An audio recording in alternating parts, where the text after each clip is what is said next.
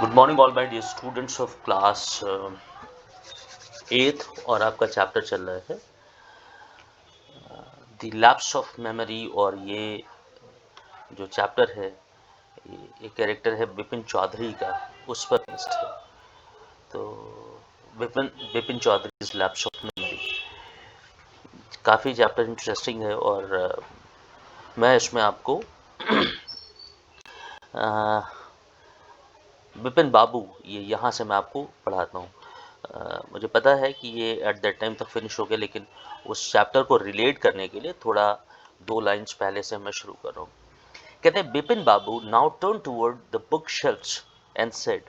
जो बिपिन बाबू थे, ये एक दुकान का मामला है जहाँ पर बिपिन जो है वो किताबों के बहुत शौकीन थे और वो हफ्ते भर की जो भी रीडिंग मटेरियल होता था, जिसमें कुछ सस्पेंस होता था, थ्रिलर होता था, ऐसी किताबों को, जिसको नॉवेल्स आप बोल सकते हैं, नॉवेल्स ऐसे ही होती थी।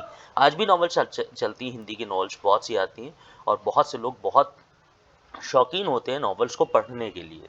ठीक है, इंग्लिश में भी नॉवेल्स होती हैं और हिंदी में भी नॉवेल्स होती हैं।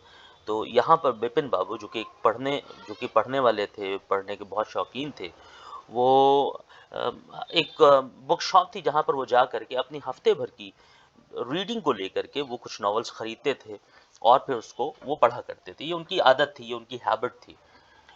तो वहीं पर एक हादसा पेश आता है जहाँ पर बिपिन बाबू, जो कि रांची में कभी नहीं गए थे, कभी नहीं रुके थे, किसी के मुताबिक जो उनको लगातार जो किताबें खरीद रहे थे, उनको वो वहाँ से देखता है। बिपिन बाबू को एहसास होता है कि कोई मुझे देख रहा है और वो उससे पूछते भी हैं। तो वो कहता है कि हाँ भाई, आप को मैंने जो है वो रांची में देखा था, जो कि वो बिल्कुल मतलब डिनाई करते हैं, सिरे से नकारते हैं कि नहीं, ऐसा नहीं हुआ है और तुम गलत हो या तुम कंफ्यूज्ड हो।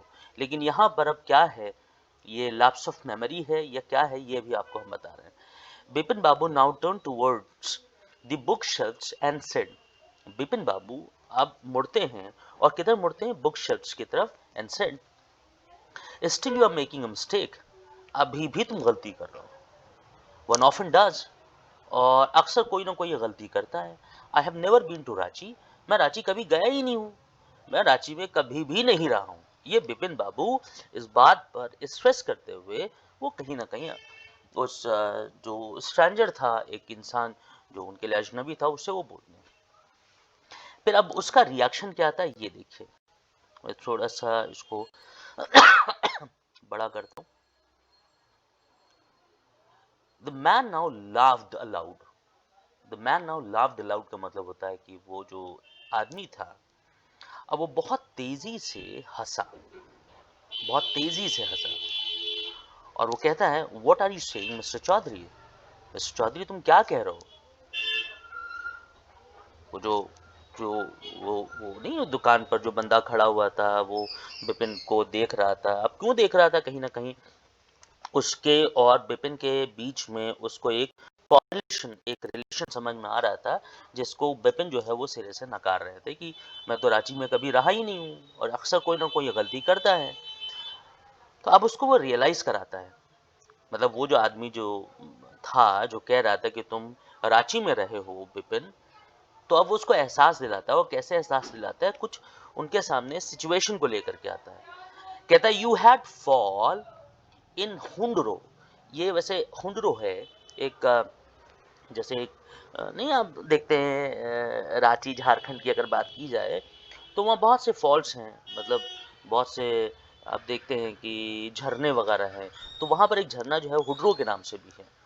तो कहते हैं कि तुम वहाँ, वो जो झरना था, वो जो हुड्रो था, वहाँ पर आप गिरे थे and cut your right knee. और कहीं ना कहीं जो आपकी जो राइट नी थी, राइट नी का मतलब समझते हैं, नी नी नी, राइट नी है ना, जो नी होती है, उस वो आपकी कट भी गई थी। आई ब्रॉट यू आयोडीन, और मैं आपके लिए आयोडीन लेकर के आया था। I had fixed up a car for you to go to नेथरहट।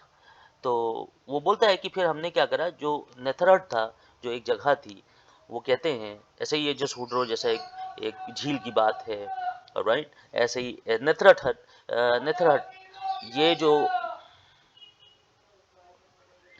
I had fixed up a car for you to go to Netherhut.